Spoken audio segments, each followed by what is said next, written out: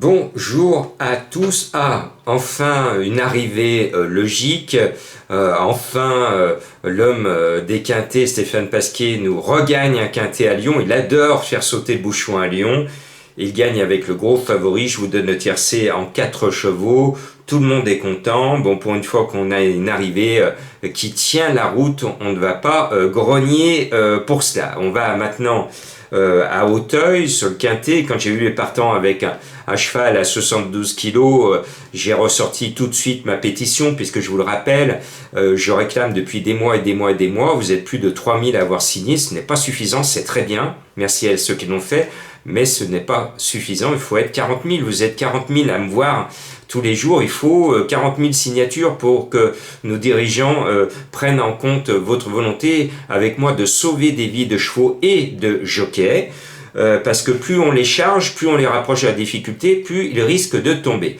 Bon, je vous mets le lien de la pétition. Maintenant, vous êtes venus pour avoir ma sélection dans un quintet qui vaut un petit réclamé. Il n'y a plus de partants, il y a de moins en moins de partants, et résultat, on nous jette en pâture ce lot qui est très très moyen, indigne d'un gros quintet parisien. Bon, sur la pointe des sabots, parce que tout peut arriver, hein. Il y a le favori est forfait, il avait 72 kilos, il a jeté l'éponge, il a bien fait.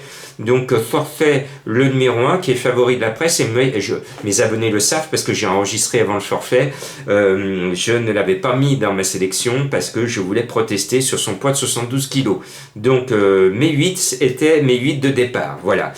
Parmi mes 8, je mets justement le 8 en tête, Forza, qui semble être l'un de ceux de ce petit peloton très très moyen qui offre le plus de garanties. Il est pile au milieu du tableau avec un poids de 69,5 qui est acceptable. Donc je pense qu'il a les moyens de gagner. Et puis le 13 nous revient. Je vous parlais de Stendhal il n'y a pas si longtemps quand il courait les gros quintés dans sa jeunesse. Henri Brulard. Pour ceux qui aiment cet écrivain passionné du Dauphiné, j'avais lu le livre de Stendhal où il nous peignait le décor de cette belle région du Dauphiné qui est pas très loin de chez moi, de la région lyonnaise. Eh bien ce 13 Henri Brulard, je l'ai toujours aimé, et puis il a disparu des radars dans les quintets, il a perdu de sa volonté, et puis tout d'un coup, au fil des mois, il reprend du mordant, et puis il commence à devenir très très régulier. Et finalement, il nous revient dans ce tout petit quintet, très moyen. Il est en bas de tableau, il a une très grosse expérience, plus grosse que la plupart des chevaux au départ.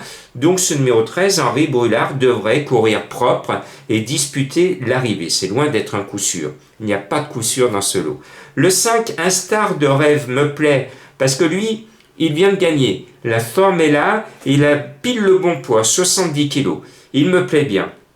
Ce numéro 5, on espère que son rêve va se réaliser. Et puis le 12, Gold Fornizzi, est une jument qui est en forme aussi, elle vient de gagner. La forme, à mon sens, va primer la classe, et en bas de tableau, avec un poids raisonnable de 67 kg, elle a une chance très régulière. Je reste en bas de tableau avec le 15, Assad Lavoile. Ce n'est pas un foudre de guerre comme on dit dans notre jargon turfiste, mais actuellement il a envie de s'abonner aux 4e place. C'est bon pour notre Quartet Plus. Il a même gagné cette année. Bon, comme le lot n'a rien d'extraordinaire, je pense qu'il peut être là, surtout qu'il a démontré son aptitude à la piste ô combien sélective d'Auteuil. Je poursuis mon choix avec le 11, Indigo des Modes, qui est annoncé à 30 contre 1. Et lui, il vient de se dégourdir les jambes en plat, et de la meilleure des façons, puisqu'il a pris de l'argent, 2 fois 3e. Là, pour son retour en obstacle, sa course ne compte pas, c'était une reprise de contact avec les difficultés, et je pense qu'il vaut mieux que ce qu'il vient de montrer. Il peut afficher des progrès et corser les rapports.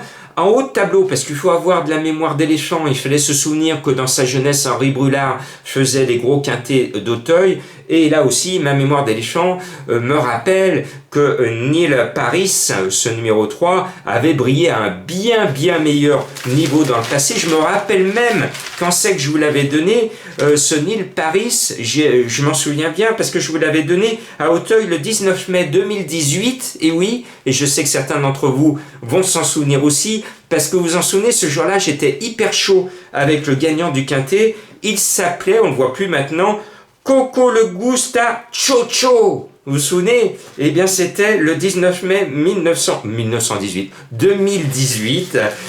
Et on va se souvenir que ce numéro 3 était un ancien bon.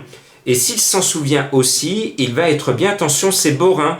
Il y a un changement de monte, c'est pas De Fontaine, c'est Borin qui va le monter. Bah, c'est bien que ça soit Borin qui le monte. Ce numéro 3, annoncé à 15/1, peut se rappeler qu'il était un bon cheval. En tout cas, il a l'aptitude d'Auteuil. Et je cherche des cotes. Je suis allé tout en bas de tableau pour chercher le poids plume qui peut s'envoler dans la dernière ligne droite. Le 16 Sweet Césaria. Ave Césaria, je pense que cette jolie grisette peut profiter de son poids plume justement pour s'envoler. Elle a démontré une certaine aptitude à Auteuil, chose que d'autres n'ont pas démontré.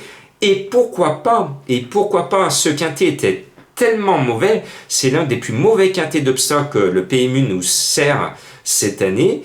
Donc dans ce cas de figure, tout peut arriver, accrochez vos ceintures.